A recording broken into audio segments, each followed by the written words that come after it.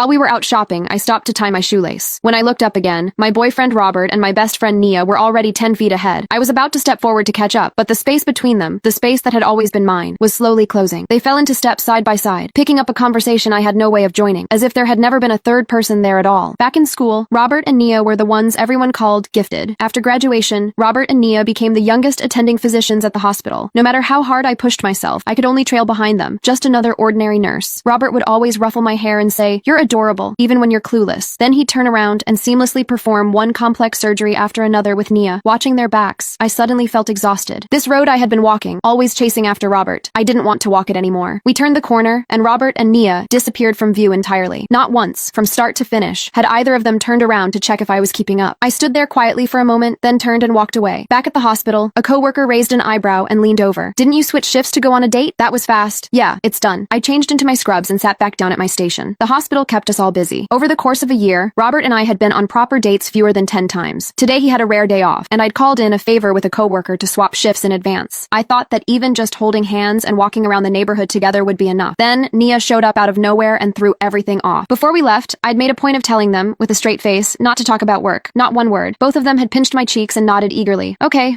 we get it. But halfway through dinner, someone brought it up, and before long the two of them were going back and forth about patient cases. I sat there beside them, pushing rice around my plate. I don't even remember when the check was paid. Then the landline at the nurse's station rang, snapping me back. My coworker had already picked up. A car accident up north. Several people were being rushed into the ER. I was about to text Robert when a message from him came through first. Patient came in. Nia and I are heading back to the hospital. I turned the screen off and sat there, blank. He still hadn't asked, not even once, where I had gone. After my last procedure of the day, I ran into Robert in the hallway. He looked worn out. I kept my eyes straight ahead and didn't fall into my usual habit of fussing over him. But the moment we crossed paths, he caught my wrist. He buried his face in the curve of my neck, a habit of his. "What's wrong? Don't recognize your own boyfriend?" Every time he came home after a long shift, he'd do this. Said it was how he recharged. My mind told me to pull away, but there was a dull ache spreading through my chest that I couldn't explain. It had taken me 3 years to go from quietly loving Robert to actually standing by his side. The day we got together, someone in our cohort immediately started a side bet on how long we'd last, because honestly, the gap between us was hard to ignore. Robert had been at the top of his class every single year. Me? Since elementary school, I'd had teachers point fingers in my face and call me stupid. The one who'd stepped in front of me with open arms back then was Nia. I knew I wasn't the smart one. I always needed Robert's patience and Nia's encouragement just to keep going, so even though I had made up my mind, the moment he leaned in close, all that resentment I had been holding on to began quietly dissolving. We sat together in an empty stairwell. It was a rare moment alone. In the silence, Robert finally spoke. "Maya? Yeah? Can you try to act a little more mature from now on?" I blinked, caught off guard. After a long pause, I slowly turned to look at him. "What?" His eyes were closed. His voice was flat. "The way you talk about the weather. This afternoon you disappeared without saying a word. You had Nia and me worried sick. We both finally had a day off. Even if you don't care about me, you could